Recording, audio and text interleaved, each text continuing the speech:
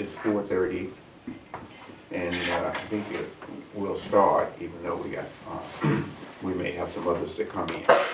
Just want to welcome everybody this afternoon to the Southwest Vermont Supervisory Union Policy Drafting Committee. What I'd like to do is go over the agenda, and then because we're on camera, to let the public know that we made who's here, and then we'll proceed on from that. So the agenda that we have together tonight for is public comments, minutes from December the 3rd. We have policy number 5140, communicable diseases, representative from the nurses, School Nurses Association, a group here to talk today about some things there. Screening administrative regulations. We have anaphylaxis 5185, tobacco prohibition 5180. And then we go into item number 7, proficiency-based graduation requirements of 5016, and then student eligibility for athletes and co-curricular activities. Have a discussion there, 6330, and the tracking sheet. And then we had other items to keep from being lost, future considerations, and they're down here that we didn't want to lose that we'll be discussing. So at this particular time, what I wanted to do is get the agreement that the order in which I reviewed these are the order that we'll like to proceed with them.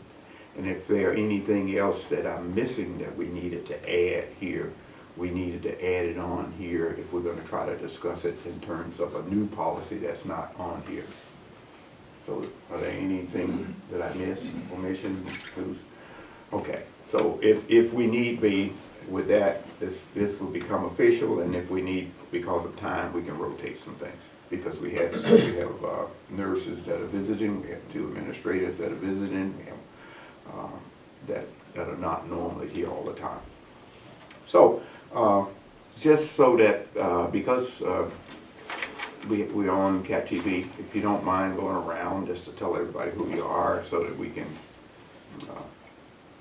you want to start? Sure. Tony D'Onofrio from Shasberry. Okay. Leon Johnson from Mount Anthony. Dick France, Woodford. Frank Barnes, SVSU. Jim Colkeen, SPSU. Maria Scully, North Bennington. Angie Rowling Panel. Dave Barrow, the high school. Laura Boudreau, Assistant Superintendent. Lisa Poplaski, Administrative Assistant to Laura. Ryan? Lisa That's it, me. Loomis, Shasbury School. Yes. Chris McGuire, Assistant Principal, Mount Anthony Middle. Tim Payne, Middle School. Okay. All right, well, welcome everyone, and thank you for coming. The first item will be public comments. If we have anything that we'd like to cover on the public comments. Okay, seeing none. Minutes from December the 3rd. Move to approve. Second. It's been moved and second for the minutes from December 3rd meeting is to approve. Are there any comments, questions? Nope. If not, all the motion to accept the minutes as written would be great. Got, Angie, second. Someone? Yeah, there we go. Okay, all right. So we're beyond that review. All right. It was voting in. We was just bringing them up. All right. All in favor? Aye. Okay. Minutes all set. The next item on there, we have a guest. This is Loomis from the nurses group. Is that right? That was going to update us on some things here. And 5140 is a communicable disease. And this is the administrative regs part. And it'll be here. Just wanted to remind everybody that the policy is not being changed per se. It's just the administrative regs. And if she wanted to just come in and enlighten us on some of the things that were changing, so we'll be aware of those. you can take the floor if you like. So as part of just quality improvement that we are moving forward with our nurses group, one of our goals was to update our policies. There are several that have not been updated in a few years, and there are also some where there have been recommended changes based on best practice or state regulations. So there are going to be probably a few more, but to start with the communicable diseases policy, we reviewed that, and there's just some minor changes. There's some wording in there that was just a little bit gray as far as like someone feeling well or not feeling well. So we kind of tightened that up a little bit. We removed some number 2, 3, and 4 of the head lice policy because that was more procedural than policy. We changed some of the hepatitis A, pertussis, shingles, and those were all changed based on American Academy of Peds recommendations for school communicable diseases. So all of the all of the changes, barring the head lice, were best practice recommendations. The head lice is best practice recommendations, except the screening. It's not recommended that we do class-wide screenings anymore. The incidence of actually finding head lice or preventing the spread of head lice from doing so was not found to be beneficial, but did have a lot of stigma for children and families. We always notify staff and parents and tell them how to appropriately take care of it. So those other pieces just didn't seem pertinent to a policy. They seemed more pertinent to a procedure. So, point of clarification, Yes. all of those that you mentioned are on the procedural piece. This is what, all of those are procedures. So they wouldn't be part of the policy that's changed. And so the policy really we didn't change anything on the policy. These are all the procedures that are on the second page of 5140. They don't So- there's not treatment procedures in any of the other, diagnosis other than what was put in the head lice one. And I'm not sure And that's fine. why that was in there. What I'm Yeah. trying here, this is good. You know, Yeah, I just wanted you to yeah. make sure you realize that these are the procedures. Yes, and I do understand. administrators have the right to look at the procedures and mirror them to the policy to make sure that they're in sync. Okay. And so, all we wanted to do is take a general look at them. Dick might have a question here. Sure. Well, I do have a question, but just to comment on that, we now call them administrative regulations, which Yes. allows the administration to do something with them. It doesn't change your practice Right. or your procedures, and I'm hearing that you're reading this as her procedures, and For anyway, administrative regs. yeah. Oh. The questions I do have, if I could Yes, continue. Dick. There's 2 places where you struck out, please consult school nurse if the diagnosis is made, shingles and pertussis. Don't you have to do that so that the nurse can fulfill reporting requirements to the state? No. Don't have to do that No. anymore? Nope, not for those. Pertussis, yes, that diagnosis should be reported to the state from the diagnosing physician. If parents call and make us aware of it, yes, we would report it too. But it's not in best practice recommendations, so we've removed it. Okay. Yeah, I Okay. just, So with this particular policy, one of the things that we needed to do, and that's what I wanted to ask, in terms of having to say that we went through the process on the back page of the policy, we had policy review. The last time we did some was May 2014, and administrative procedures were done at the same time. We would need to update that. Yes. At that point, so that we'll just know that this took place at this point in time. And it'll go around to all the boards as an FYI. That's right. So that all board members are aware of the changes in the rate. So, everybody okay with that? All right. Yep. Thanks. The next policy is 5100, screening, and then administrative regulations update on that. So, If you don't mind, tell us a little bit about that. So this change was solely based on, actually not solely, but mostly based on that the state changed the screening requirements a few years ago when our policy just did not get updated to that change. Okay, and so is anyone having, again, all of those items are in the administrative regs, and they look in order to me, and Dick had the question, so. Well, yeah, I don't want to be a thorn here, but number 13 under administrative regs, well, the 13 is crossed, it's 10 now.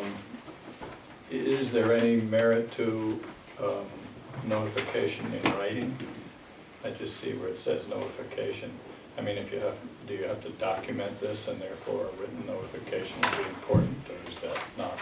Are you talking about parents, guardians shall be notified for a student, that one? Yeah. So if it is required that we notify if a child fails or doesn't participate because it's the expectation of the parent that there is going to be screening at school every year. So if it doesn't happen or they don't pass it, then we do notify in writing. Oh, you notify them Yeah. anyway, okay. Thank you. No other questions, comments? Okay, so this one will be the same thing. We'll need to have the updates on it for February 4, 2019 in those two places, and it'll be an FYI going around. Thank you. The next, Quick question, I'm sorry. There's some grammar things in the first one. Man, I totally lost my voice. Does anybody have an objection to me just fixing the grammar? I'm not gonna change anything other than grammar. in the policy or the administrative regs? The administrative regs before it goes out for the, No, as long as you get that back to Laura and Lisa, and yeah, they'll be okay for that. And that's fine. thank you. All right, thank you. Policy number 5185, anaphylaxis. That policy, This policy we changed a lot because it speaks to a certain plan of action when there's an allergy, and we have found that there are, it seems straightforward that, okay, someone has an allergy, you do this, but there are different emergency management plans that we get from physicians, and they don't all include the steps that are taken here in that order or in that in entirety. So we really didn't want to have, a step-by-step kind of sense of plan in place in the policy because they're more individualized now. Maybe they hadn't been in the past. Some students can have mild reaction to their known allergen and only require an antihistamine, and some students can have a mild reaction and have to go right to an EpiPen. It's physician preference, it's based on other factors with the student, so to say that these things are going to happen exactly like this wouldn't be something that we would necessarily be in total compliance with. okay. So in this particular case, different than the other two, in this part here, on line 21, is actually built into the policy. And so these documentations or citations here will need to be sent back to the board for approval for their deletion. In looking at these, normally, if I'm trying to make sure I understand, were there any current documentation that we can cite as to the reason we needed to eliminate those particular sections, starting with line 21 down to 34, as you indicated, or that was just best practice, you think that we might have been overdoing it in terms of the policy and they needed to come out for the sake of cleaning house and allowing the nurse to do things based on best practice and training?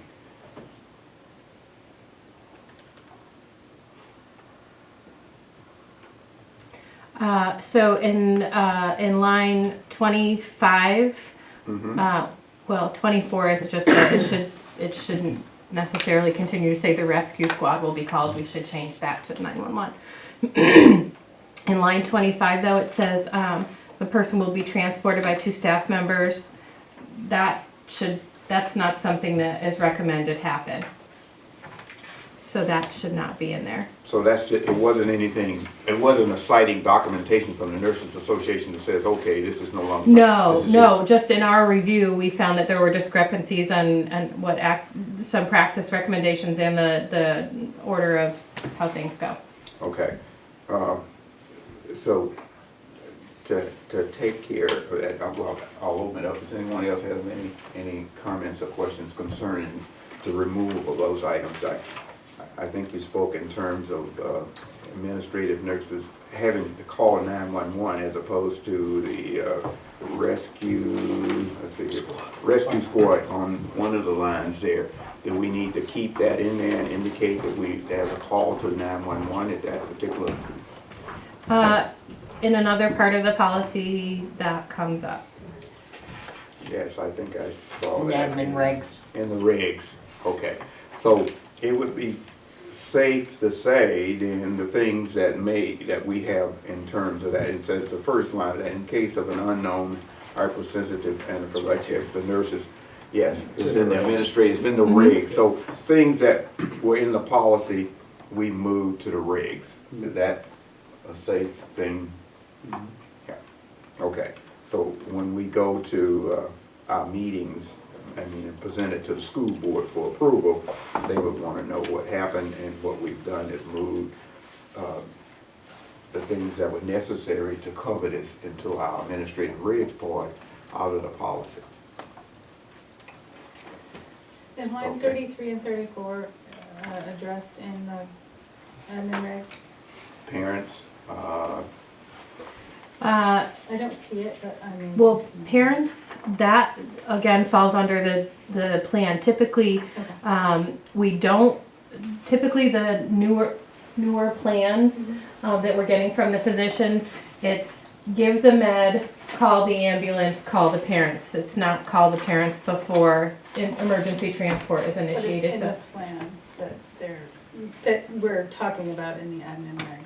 so that's that's, where that yeah, would we be. want, and what we wanted to do was make sure that that plan is in the administrative regs, so that's an understood procedure piece for that, in terms of when the parent get notified. yeah, we should just be referring to their own individual emergency plan. Each student's own individual emergency plan. I guess then if it's an unknown hypersensitivity, they wouldn't have a plan. I'm just throwing that out there. Was that under the unknown? No, it's not. It's Mm-mm. not under anything. It's just sort of Yeah, out it's there not, by its own. right. Yep. So we have schools in order to have EpiPens for children that might have a reaction to an unknown substance. There's no plan. We have a generalized physician's order that gives us instruction on what to do and the order to do it and what dose to give and things like that. Yep. Okay, so that would cover that? That would still, yeah. That's fine. Okay, so, Mr. France, go ahead. Under known hypersensitivities, the way it reads is all persons with known hypersensitivities should provide signed anaphylaxis plan available at the school. And Oh, that should doesn't- provide, I'm sorry, available to come out. Okay, I was gonna suggest a wording change there, just to, Okay. just because. I'm open to that. Okay, wait, where are we? We're on, under known hypersensitivities, page 4, That, item 1. It's line 6. Page 4, line 6. okay. Available could be changed to on file. Or, yeah. Because an anaphylaxis plan would have to be specific to the student on site, right? It's provided, it's, yes, it's a document that the family and the doctor draw up and then give a copy of to the school. And does it have to be updated? Every year. routinely? Annually, so Every year. that's a given for practice. Mm-hmm. Okay. Yeah, I saw that in there.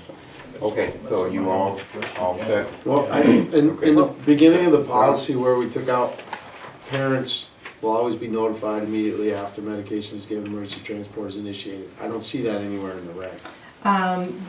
If you guys would like that in the regs, that could stay. It's just part of every emergency action That's plan what you do has a anyways. parent's Okay. Yeah. notification portion in it. Okay. So we, Because we have to have, it also gives us extra numbers and things Right, like right. that for those Okay, I'm kids. fine with that. so if that's okay, but I just wanted to, see some of the things that we may have in there may be for for the sake of being open and feeling for the parent to feel comfortable once they see the piece that, oh, there's something there that's actually telling me that I'm gonna get something, a notification along that line. So, that's sort of like a public, notification section, if we need that, you think? Feel we good need statement. a good statement, something that the parents, we want to make sure that we're open so that parents are, this is not just for us, I mean, we're the professions in that area, the parents are the owners of the kids and the board and so forth, and administrators, and then the parent is saying, wait a minute, where is it that, how am I going to get it? You know, and we don't want to leave them out because this is their kids, and so if you think we need to state that, if it's not strongly stated somewhere else, somewhere, that we will be able to make sure that we have some kind of notation for the parents to be notified. Okay, question, the item that Dick was talking about, are we changing that wording at all? You wanted to change the word. Want to take available out, right? You wanted to take available out, I think. Yeah. Well, I don't know, I was just thinking that they really must instead of should provide it, and that it should be on file at the school, but it makes it sound with that wording like there's a blank form someplace there, and you just find it and fill it out. And that's the way I read it the first time. So, and I just thought, There is a blank form. There are several blank forms for emergency allergy plans or anaphylaxis plans. But we require that the physician and the parent both sign them. There's signature on all of them for both. So a parent can't just hand in an emergency plan without a physician's signature. We would be looking for that to come from the physician or with a signature on it. well, Okay. it's not a nerve shaker for me, it just, Okay. So now we go back to that section that we were talking. Parents will always be notified immediately after medication is given and emergency transport is initiated. That's 33 and 34. Do we want to just keep That that could in the stay. policy? I would love to have that stay Okay. in the policy piece. I think it probably should. Yeah, It happens anyway. it happens anyway, but it gives some security to the Insurance parents, to the that parents, insurance yeah. that, you know, they're gonna let me know, they're not gonna just take my kid and something's gonna happen and I don't know anything about them. They're trying, they're making a bona fide effort here, so either here, at least from the school directive into the nurses association. So we'll keep 33, 34 in. Okay? If there's nothing else, then we can clean this up and it can go out to the SVSU for a warning. This particular policy would have to follow that scenario with a new update in terms of today's date.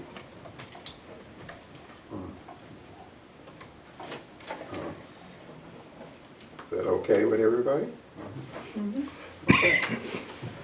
Well, we're moving right along here. The next one is policy 5180, and I thought we had everything all set for that, but it's not, it's not, huh?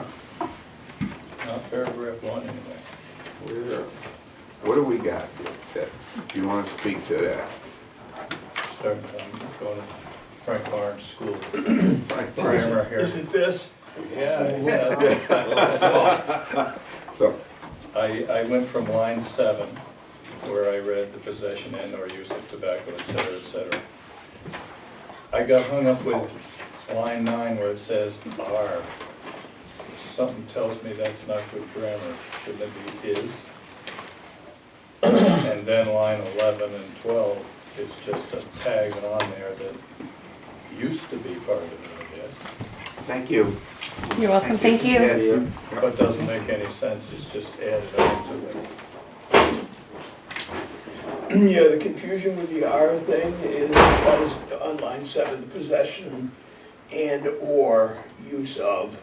So if you're just talking about the possession or the use, then it would be is. But if you're talking about possession and use, then it would be are. So I just kind of, So because Dave, we do you have, I named- mean, that's That's deep. Yeah, yeah. Okay.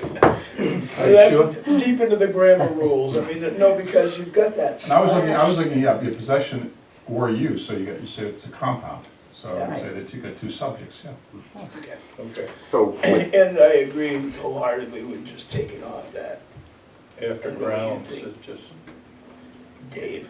it came from the original one, I looked back in that, however many years ago, and that was part of the original statement before we put in the asterisk section, or whatever we're calling it, so what are we asking to be changed here on line 11? eliminating that. Eliminating is also in violation of the law, hereby prohibited. Doesn't make any sense. All Because right, it already says it's prohibited on line 10.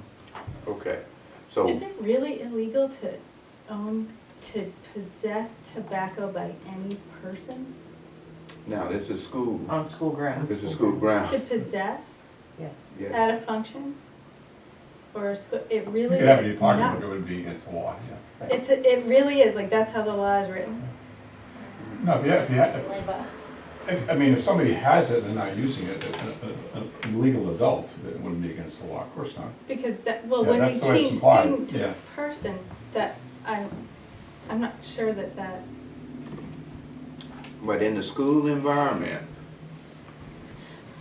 to have, not that I'm a smoker. I'm just saying, No. like, I'm not To sure be that in we can possession say of. that. okay, Well, the use is prohibited, that's true. Yes, absolutely, Use is, yeah. absolutely, I get that. Yeah. And I know that you can restrict student possession, but person? Just throwing that out there, I don't know. we don't have the rest of our legal group here today, Rob's not here, but, Yeah. so far in going through the process all the way through, that's not been, and we can come back for that if I don't have the answer to that, if we Okay. wanted to No, it's a have good that. point, though. You're right. Could you, That, sorry, go ahead, Tim. could you take the language and just, and it may be redundant, but basically copy the paragraph in twice, and it says the possession and or use of tobacco by a student, and the use of Yes. tobacco or an electronic device by Any by an person. adult or person, you're gonna have to clarify between Right. student and adult, because you have students at the Yeah. high school who are over 18. Mhm. Yeah, Right, so, if we Right. think we wanna go that avenue to break it out and, So I have two separate paragraphs, one for student, one for, for adults based on possession, or do we, that can happen, or do we wanna try to get some more clarification from maybe Rob, along that line? I yeah. think it's just a wording thing, I don't think clarification is necessary, I think it's just we just have to figure out how we're gonna divide it up. I think repeating the paragraph and taking out possession in the second paragraph. So can you hit that, Lisa, with a copy, and then we'll take out? Non-use, but-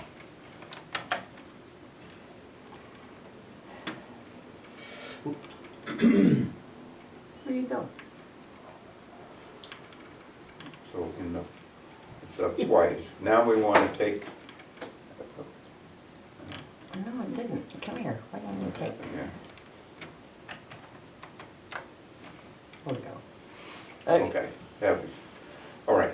So in the first one, we're saying, we want to, bring back student and take out person. Yes. Right. in the first paragraph. Yeah.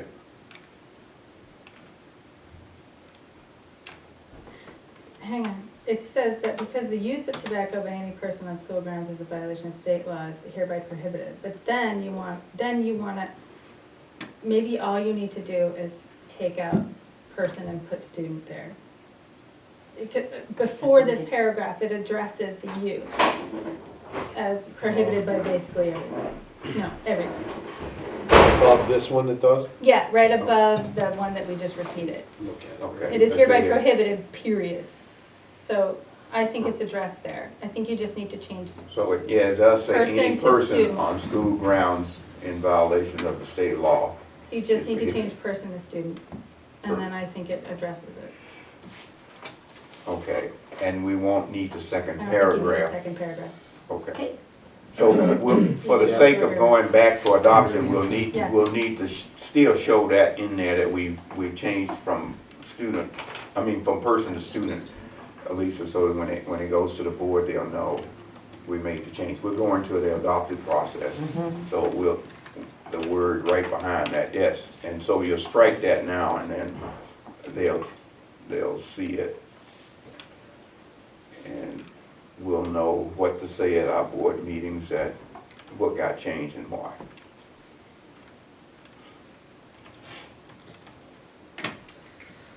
Okay, Then you don't need that next. next. Yeah, then you can get rid of the repetitions, second paragraph.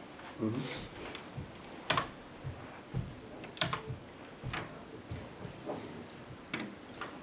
Just one clarification, do you need to clarify tobacco? Because in the paragraph for students is tobacco or use of tobacco substitutes such as. So we should repeat that part at least. I'm just. I think you're right. I think that was the whole reason we brought this policy back up, was to clarify tobacco itself. So we need to say, in line 5, because the use of tobacco or the use of tobacco substitutes such as blah, blah, blah is by any person on school grounds is a violation of state law. Does that make sense? So going back to line 5 and behind tobacco, There you go. that same line there is saying we need to put it up there. Yeah. Yeah. Okay. Do we need to add all the, the list of it, or do we just say, as detailed below? So we can We avoid. probably should, if we got it below, we probably should have it above. But I below hate applies to to be the student repetitive, now. but it makes it clear. Yeah, but isn't it still So tobacco And above it substitutes. doesn't anymore, right? Yeah, below it.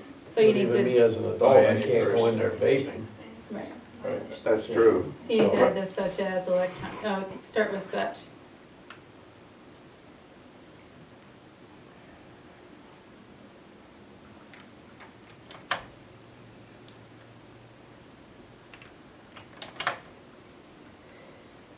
okay. You need the such as Such as, yeah, in after between. substitutes. Yeah, Line 6. Yep. yeah, you got it.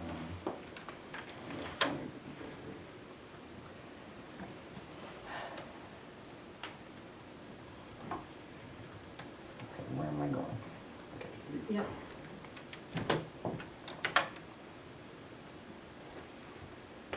Okay, take a look at that and see if that meets everybody's. I think so.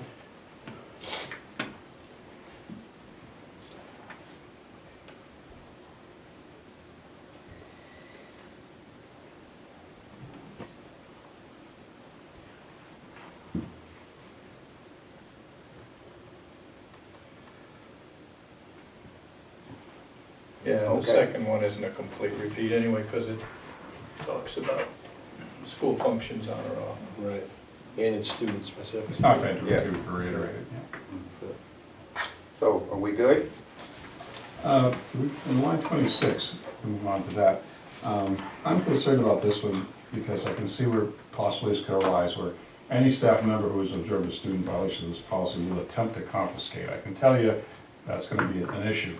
Yes. I would like to see that change to any staff member who has observed a student violation of this policy will notify the administrator, who will confiscate and, I don't want to put a young teacher or anybody in that position. Right, I thought we had it that way. What I thought we yeah. did too, yeah.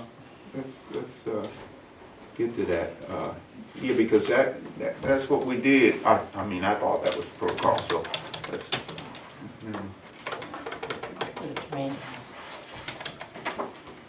we talked about it a lot. And I can't spell Maybe it. we can even put will immediately notify, so it's, so, you Yeah. know, you don't want somebody to tell you, well, this morning I saw somebody do this, and Yeah.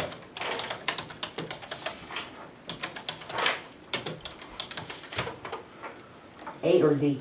A, what's that? A, building administrator? Yes, hey, yeah.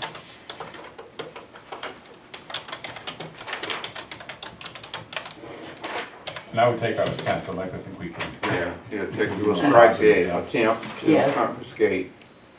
Boy, we've had that Tobacco. sentence in there since 2000. Yeah, but we talked about it. I don't know what happened. I thought we should. That was my went- memory too, I thought we Yeah. had two. I don't see it changing. We definitely don't want to do with this what we thought. We do not want to put the teacher at a disadvantage in having to be in that position alone to do that. Notify building administrator to confiscate. Yeah, that looks good. I'm gonna have to send this out again to be warned. No, it's going around for adoption. It's in that process, so if you make a changes once it goes everywhere. The question was, do we need to go back out for warning? No. In this case, what we do is we go through the warning process and all of the changes and corrections are done before we go out for a warning And then we adopt. and for adopt. Yeah, Right. okay. And so this will proceed on to the SBS, to the other boards now with the corrections for adoption. When you're done with that, can I look at line 11 again? I will clean this up before it goes anywhere. It's Okay. giving me a fit right now. Okay. 9/11. I just wanted to, did we want to cross off as also line 14 now, is also a violation of law here, but, because we I did. don't, do we want to? Oh, Oh, I don't think we want to, because it's not actually a full sentence. We just, we say the possession on or off school grounds, and we don't say whether or not Ah. we're for or against it. right. okay. Okay, cool. Mr. Barnes, okay. What line is it now? It's now, it was 14, it was 14 and It 15. was 14 and 15 was unstricken. Here. It is also a violation of law hereby prohibited. But, yeah, It's kind of also, a funny wording. That was what we were, and it's, no, because the reason you wanna take that out, that very end, is, line 12, where it says, it begins at the end of line 12, are also prohibited. So it's already prohibited. Yep, you're right, so then any person you're right, on school grounds. So period school after grounds and sponsored eliminate the rest. yep. functions hereby. Off school See, I don't grounds. think we do need that. Yep, yeah, just put a period and you're good. Mhm. Yep. Thank you. Okay. Anything else from anyone else on tobacco use? We're good to make that change, those changes and go out to the boards for adoption. All right. The next one that we have down to, doing pretty good with time and everything, is provisionally based graduation requirement 5016. And we said we have about 10 minutes or so for that, but we wanted to just talk about that. They're coming, the admin rates are, Uh, the admin rates are coming around, so the charge at the last, oh, wait till they come around. Okay.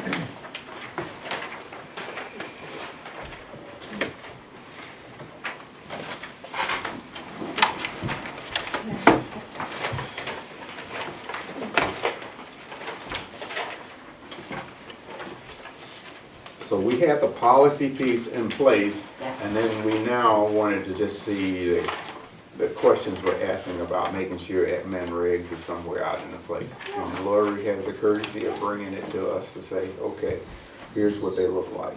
So, Frank Barnes, myself, and Principal Guy also was part of this conversation. We had a elementary administrator, middle school administrator, 2 high school administrators, some counseling staff. Tony did a read-through for us as well. Went back through with the policy in mind and created a draft of the admin regs, which we presented to the superintendent, and it was the request of this committee to bring them back, so we're just gonna, I will say we stayed close to the language outlined in the Vermont Educational Quality Standards, and also the policy.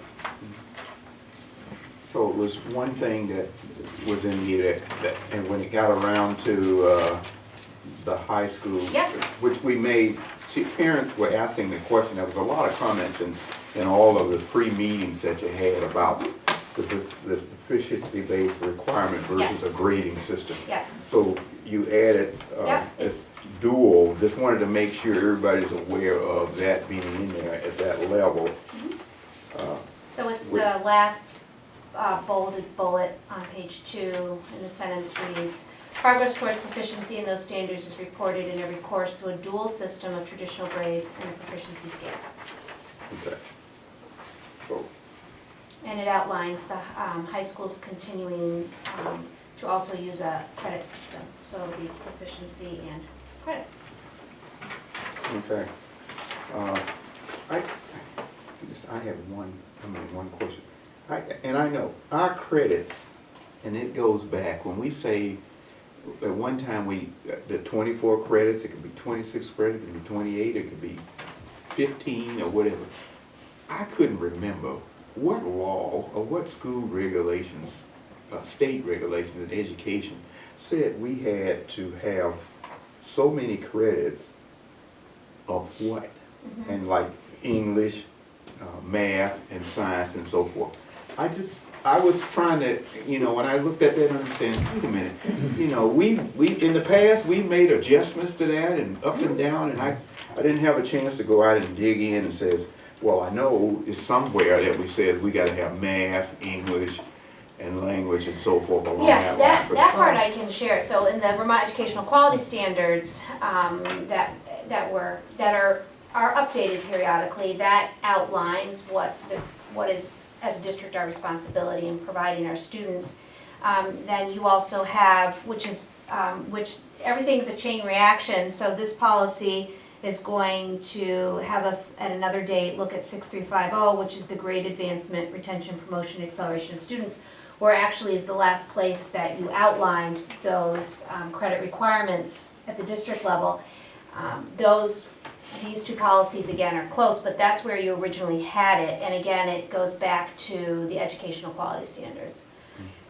So behind that, the reason I was looking at them saying, when it got to the bottom of that, it's 7.5 electives. And then I started to say, well, why not health, art, and technology? Why are those not considered to be electives in there? Those are some of those that will be outlined in Yes. that we Yes. have to offer Yes, along that line. yes. Okay, I can explain that to anybody else. Are there any other concerns or just comments for that? I just wanted to make sure that we had this out there so we can get going and have all the schools proceed with those things as written behind the policy and posted. Can I just ask Okay. a quick question about Yeah. this? I was just looking at the model policy and you were saying that they were sort of similar? Maybe I'm The model policy, they're not at all, right?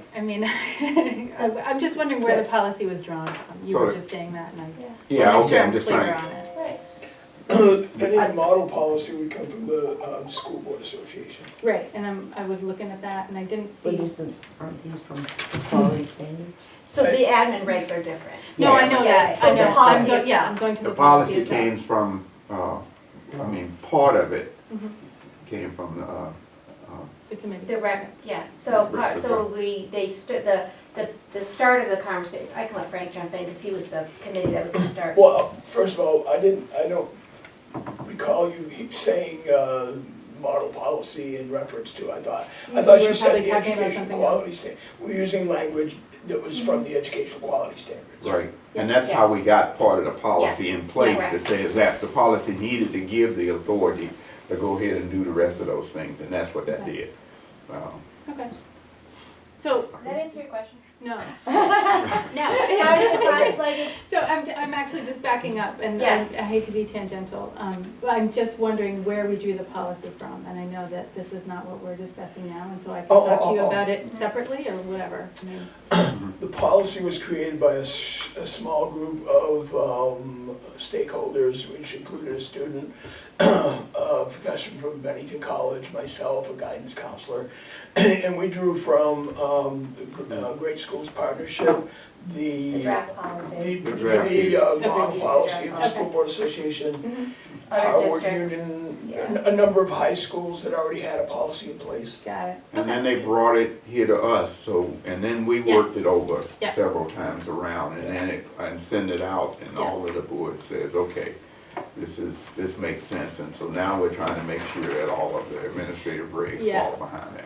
Thank you for backing up and explaining that. Now to answer the question. Yeah, all right, Okay. we're good. All Thank right, you. so we're good. So now, all we need to do is proceed on in terms of just letting, in terms of 5016, that this is all in place, because somebody was asking at one of the boards about the administrative reg piece and so forth along that line, but they're posted out there together so that we can move on from there. Okay? Did Can we I, get this digitally? what was that? Can we get this digitally? Jim? Get this what? Because the policy's Yeah. not adopted yet, Okay, we- so now, yeah, so, yeah. So that we keep it unadulterated and, you know, got it? right. Oh, Got it. I didn't understand what the Keep question my was, so we're gonna go Yeah. on out You know. for this in terms Save some of the trees. process, in terms of, I didn't look at my, my sheet here. This needed proficiency-based grading of 5016 was one to everybody, but it hadn't been adopted. So it So will now go it's red going to go back out to be for adopted. adoption. And Okay. then they will get Minus changed, the and they will And be then- electronic. Got it. Thank you. Not until it's adopted, but. That makes sense. All these things that we have to keep track of. Okay, if we all good with that, we have another policy here. Let's see where we are. This is policy 6330, student eligibility in athletics and co-curricular activities. I have, and I'm gonna open with a few statements along this line, because I've tossed this thing around several times, you know, in my mind and other areas out here. And there's a lot of things to be considered out here in terms of this particular policy before we talk about making some changes to it. Kids are not the same as what they used to be. There's several references in terms of things where we've had to do morphological changes in our approach to managing the community's need. And one, I used the food service as an example, where we used to isolate students by certain benefits, and some got it and some didn't, and we found out that that was sort of punitive and it was not the right thing to do, and so we did the whole thing all the way across the board. And so there were other schools out that thought that they would have consequences to their students displayed out on the public site at a gang or something along that line, and to the point where they couldn't get anybody else to participate because students are not standing out and accepting that anymore. Today's student is an electronic hands person, and they'll leave than to be tolerated to put up with the toleration of having to be displayed in a punitive type of manner, I don't know, before their peers, in the presence of their peers, if I say that way. And so I looked around, and I also tried to find out what other places were doing in other schools along that line, and then look at what our needs are in the community here. One, we said we were going to do everything we can for our students to make sure that they're educationally sound, and that there's no real great benefit to a student in terms of co-curricular activities besides the honor of wanting to be there and do that.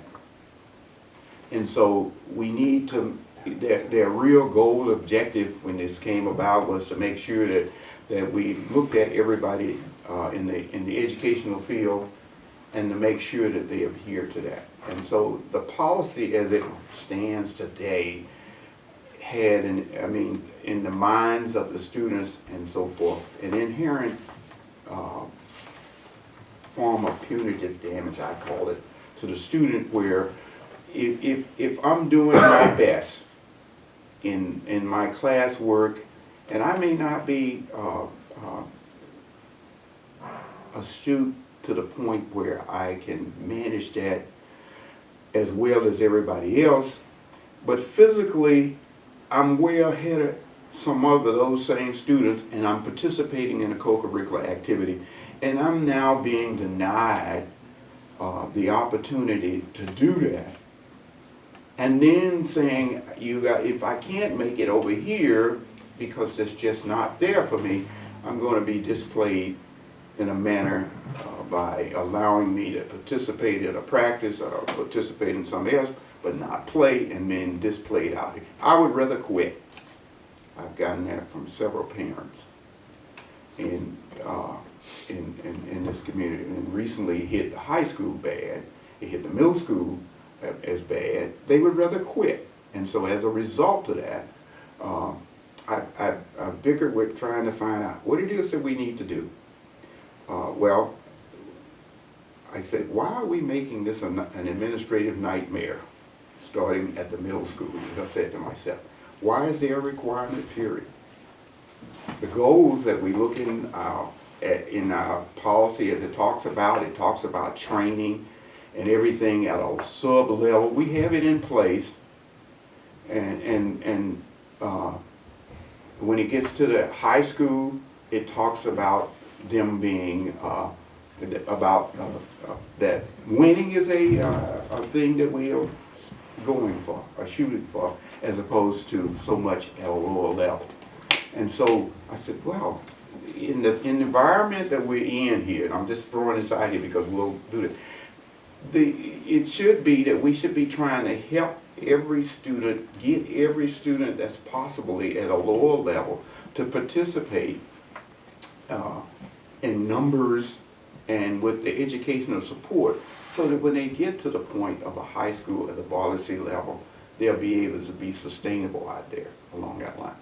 And then I said, well, why don't we just, if we made the team, if a person made the team, why shouldn't they be on the team until the end of that team requirement out there, in terms of like use football or basketball, the rest of that season when it's in, if it fall, spring, I might go out and I can make it, I have the requirements and I made the team, and then I'm trying to do my best in my classroom and I don't quite keep up, and then I get kicked off, but yet I can practice and so forth, but I can't play in the public, and I'm saying, something ain't right there. And so I'm searching for us to look at trying to make some changes here. This is an opportunity where we have the grading type of system change. We have a new principal, we got a new AD, we have numbers decreasing in the schools and so forth, and we need to make a change in the traditional way we do things out there. And so I'm looking to open the floor up with that in mind, to say, give us your comments about some of those things out here, and some of the things that I've thrown out here in terms of how you think we need to make some adjustments to that policy. All right, then, Tim? Chris and Tim are both here and sat with the group and started to brainstorm, and would it be okay if they shared some of their ideas Yes, for discussion? yes. Yeah, sure. So just to catch everyone up to speed, and I'm sure all of you probably know, but for this past year, we decided to, as you indicated, like make a shift with our academic eligibility policy, and it's based on habits of work. So we call them the just Bs. So they're behavior-related criteria, specifically respect, responsibility, and best effort. So throughout a 2-week period, teachers collect evidence, all the teachers a kid sees in their schedule throughout the day collect evidence. And, there's a specific rubric they follow, and they are, tasked with actually keeping evidence of, the dates that these occurrences are happening and when there's problems in the classroom in those 3 categories. And basically, based on the rubric, if in a 2-week period, if they have 3 instances of having, being disrespectful, for example, in the respect domain, then that it's 3 out of 10 trials would hold them ineligible. So that's what we've been doing throughout this year. As you've indicated, Leon, we've certainly had a handful of parents that we've talked to pretty regularly about it. But with that being said, I think that it's been a pretty successful, we've seen the intended effect where, we see students starting to talk to their friends and saying like, hey, you gotta turn that assignment in, otherwise you're not gonna be able to play for the next 2 weeks, or, hey, you should quiet down about that, get back on track. So like students are trying to like help each other out, and so that's a nice desirable effect. We agree. I think that we want as many kids to be able to be eligible as possible. It's not supposed to be like a, hey, caught you, you're messing around in class, now we're going to get you. That's not the intention at all. We want to work with kids and families and make sure, ideally everyone's eligible. So we did propose a couple changes that would hopefully help with that. One being instead of a student getting tripped up on one of the categories, respect, responsibility, best effort, and being out indefinitely for the 2 weeks, we've proposed that there's after a 1-week period, there's an opportunity to go connect with teachers. There's a little reflection component for students, and then if they do what they need to do over the course of that week, they would be eligible again after the week. So that would limit the number of games and things that they missed. We also looked at adding in a clause if any student that received out-of-school suspension, Saturday detention, or in-school suspension would also be eligible for the 2-week period because we found ineligible for the 2-week period because we found there kind of being a loophole in that a student could be under the best effort domain. They could not turn in their homework or classwork for 3 times, and there's evidence for that, and they could be ineligible, and then a student essentially could be in a physical altercation, for example, in the hallway, and as the old policy had it, they would just miss if they got a 3-day suspension and there was a game on one of those 3 days, they just missed that 1 game. So you have students sitting next to each other where the kid that got in the fight is going to be eligible sooner than the kid that wasn't being responsible or not turning in homework or whatever. So we thought that was an inequity that we wanted to address. So those were the big changes that we were proposing based on the policy that we worked with last year. And this connects with the academic piece. So a middle schooler, when they get their report card, you're receiving feedback about how your student is doing in specific areas of reading and math and science and history.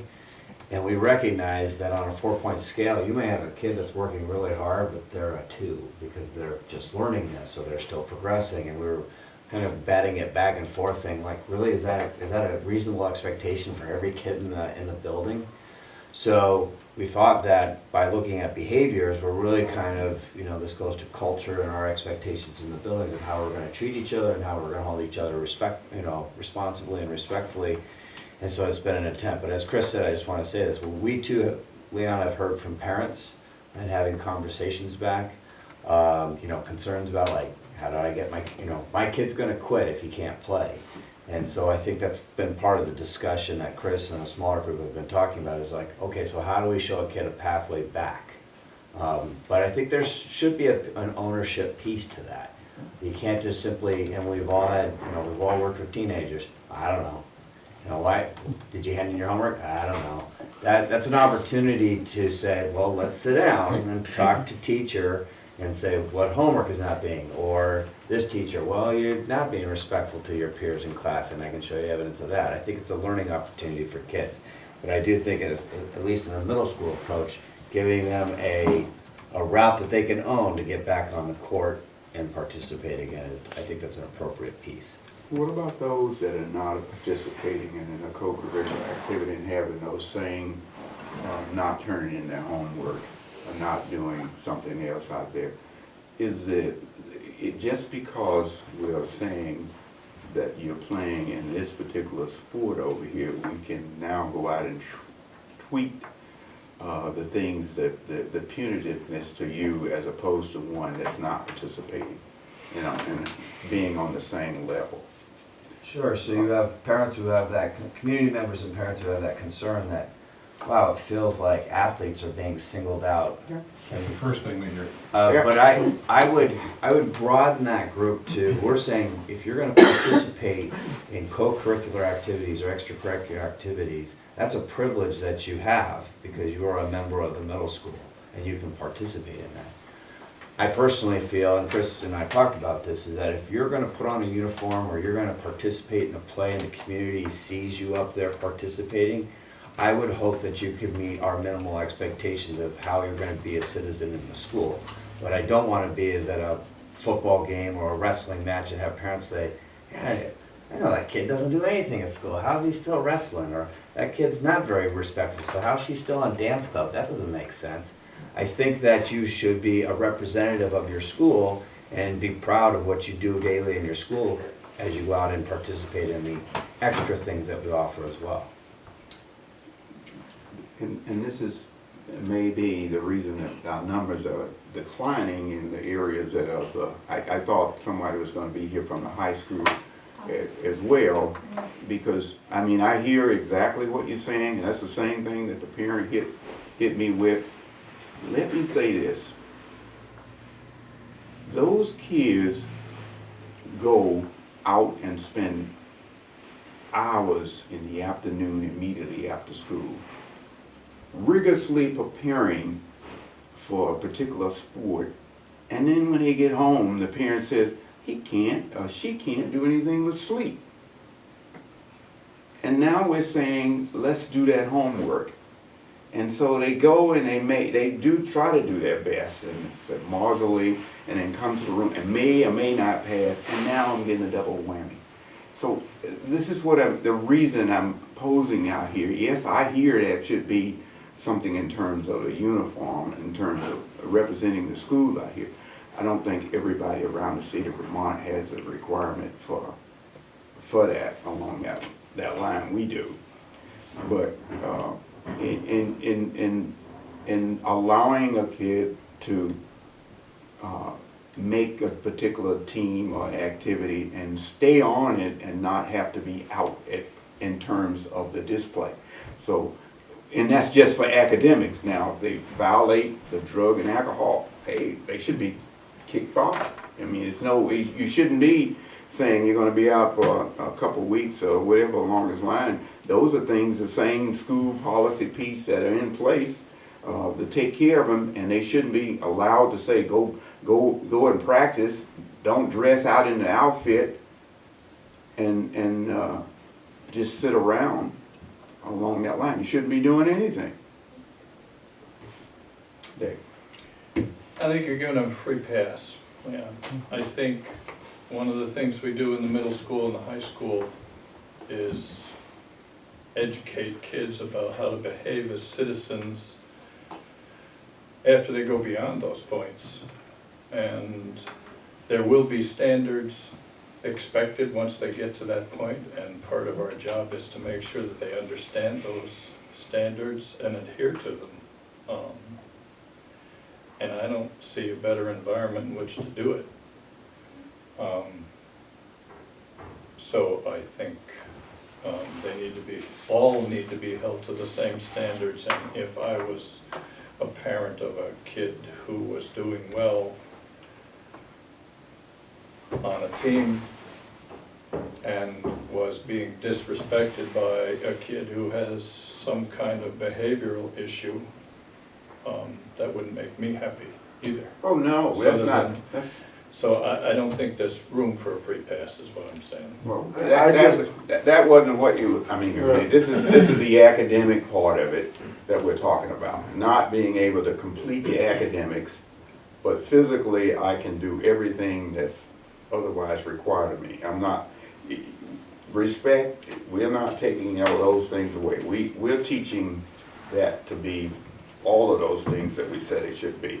I'm trying to make sure that in these cases, that if we're going to have them out here, either they don't show up, period, if we saying we want to do it, or they on the team for the whole duration of the time in which they qualify for the team for various reasons out here. It shouldn't be this week I'm down, I'm up, and I'm out in this place. The numbers are not showing us, they're not growing for us, they're decreasing. And so I'm saying, how do we improve that? That's because the kids are lazy. It has nothing to do.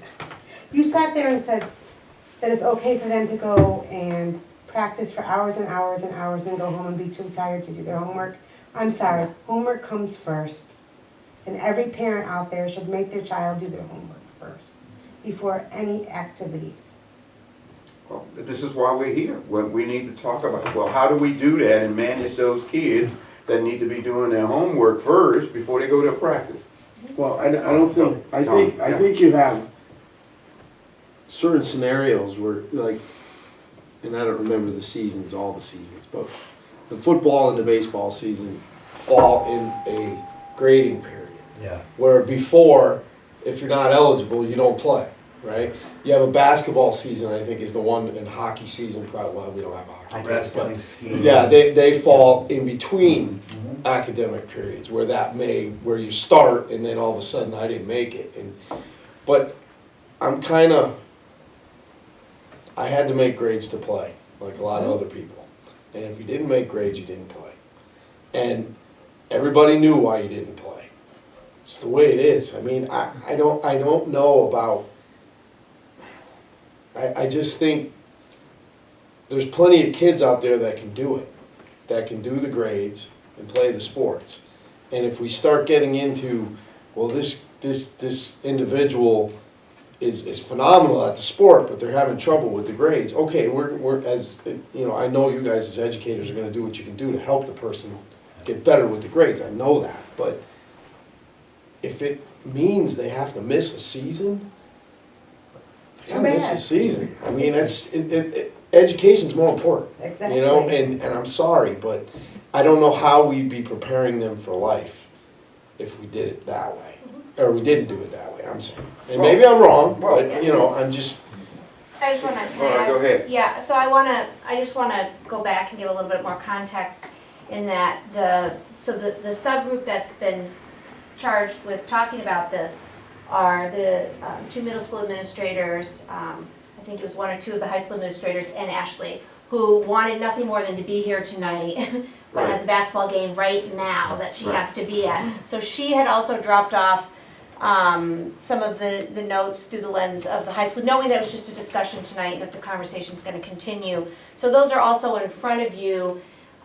So the push on this policy comes from the proficiency world, and the cool thing about, I think that the middle school is referencing just to think about is that when we used to get grades, everything was loaded into those grades. And what we're doing now is super cool because we're taking out here's the standards that you're struggling with and the work habits. And so now that we've really isolated what is in a final grade, which is actually we're reporting out on the standards you've been had direct instruction for.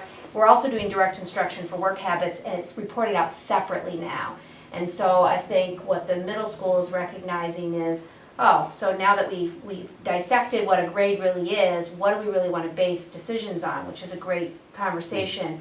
And the high school is gonna look a little bit different because they're gonna be doing dual reporting. But the cool thing about that grade is that grade or that proficiency will also have, they're also going to be separating out work habits. So it's a great discussion for this group to continue to have about what it's gonna look like moving forward. But the push on this policy definitely came from the proficiency-based world. And we are one of many school districts that are having this great conversation about how do we honor what I've heard here, which is we want to hold our kids to high standards, okay?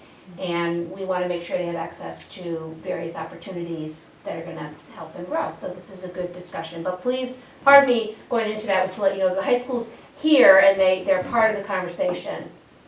Well, that's what I was gonna say, so I think this is a huge discussion, and we need to have Ashley here Right. to speak for what the VPA requires and what she sees, because nothing brings out passion in parents more than this. I mean, I can tell you, Right. I spend my day with one parent and this whole issue, and then I usually end up calling Jim, because I know they're gonna go to him. I mean, it's unbelievable, so I think we really, this could be a whole session that we have devoted to this, so we can get it together, because the community is impassioned about this. Right, And right. it's, But I do have to remind, even though we're making changes to what we say, we only have one policy. High school and middle school has to follow that until we change the policy. The procedural changes has to be in line with the policy. And to break them out and to say that the middle school is now doing this and the policy still says something else for both can't happen. And that's the reason we're having to say, we need to look at what it is that we need to change, and we need to change the policy piece to go along with what you think you need to want to have in the middle school out there. You just can't break it out, and the high school is getting 1/8 of the season. And I think we had, Tony mentioned some, when the periods break and where the students are, we need to talk about that. We need to come up with a solution of how we're gonna fix that, because some, if I played in the spring and I don't play the winter sport or whatever, I miss all of that. Why is it in this policy that says I can't go to summer school and catch up and not be allowed to participate? Why are we holding that? I have So- to say, I think this is a really important discussion. I Yeah. think it's gonna take a lot more input. It will, this is just opening up I'm the gonna- thing. But I also have to really apologize. I had a hard stop at 5:30. Okay. And we don't ever I know it. But I wanted to bring this up and let you know that, yes, it's gonna take a lot to get this squared away, and yes, I thought Ashley was gonna be here, and then I looked and I said, oh, the girls are playing a basketball game tonight, she's there, part of us here. I wanted to throw that out and have us think about all of these things and how we need to best make an adjustment. I think the time is right for us to be able to look at what it is that we're doing, set it up with the least amount of administrative pain that you're not Tim Payne. Pain Oh, I appreciate your thought. associated. Vouch for that. Yeah, I mean, that's a term they use in the sports arena, you know, why am I having to be dealing with pain? Yeah. You know, so we want to do things with the least amount of pain as possible. We want to keep the students in mind because we said we educate them all. And so we have students that are not developed, and I'm saying at certain points in times, and I see them in the community and we see them other places, and we want to try to correct things that are oversight that we might have seen as a result of how this policy is built. And so we need to think about it and make some changes. It's 5:45. We will be out of here before 6. This will be on the agenda for next time Should it to be the continue on. I think it should be, yeah, I mean. Oh, yeah. I wouldn't put anything else on. Okay, Yeah, so, we didn't talk about it. so this will be a full discussion at the next meeting. I think Laura put it down, and Yeah. actually, it's going to be in April 1st. in April because of the voting that takes place on the Monday night, all of school board night. on the March date. So, I just wanted to bring that out here and get everybody willing to say, think about it. Let's think about how it is that we can save the kids, increase our numbers, improve the educational standards for them, and so forth, and be all inclusive with them. And that's what we want to do in this area. So, if we have the track, with that, we'll have this back for the next meeting. The tracking sheet is on here. I don't see that we need to do anything besides that. If we had any questions about the tracking sheet that's in place, we'll just update it and move on. Laura, is that, and Lisa, is that okay? Yes. Okay, and so with that, We're talking April 1st? we're talking about April 1st There'll is be no our meeting next in March. meeting. Is that gonna be okay, or we need to try to change that? That's good. April 1st, or April Fool's Day. So, but, anyway, and by us having this, I don't know when it'll be out on Cat TV, but we'll have a lot of more people, coming, to talk about what it is that we need to do to try to improve things along that line. Okay, so with that, I want to thank everybody for coming, and I'll see everybody on April 1 at 4:30. Yeah.